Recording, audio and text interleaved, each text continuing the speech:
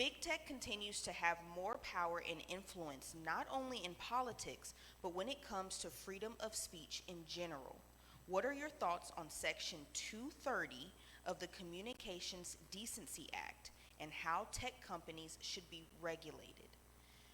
Big tech continues to have more power and influence not only in politics, but when it comes to freedom of speech in general. What are your thoughts on Section 230 of the Communications Decency Act and how tech companies should be regulated?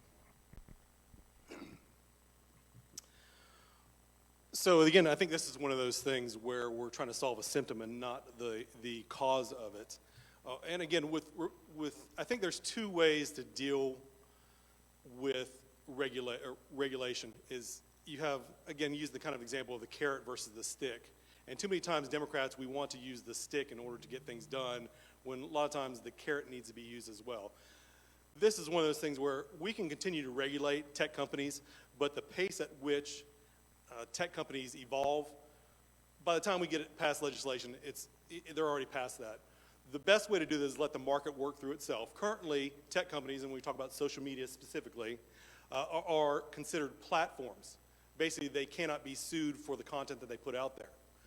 What needs to be done is turning them into publishers, just like the New York Times, the Charlotte Observer, whatever else, and they can actually be sued by citizens and be held liable for what they do. A secondary effect that this may have is by making them publishers, they would then have to pay the actual news sources that they get the information from, which would help revitalize small town and local newspapers at the same time as well. So again, it's a matter of turning them into a publisher rather than a platform, which they currently are at, and let the legal system do with them from there.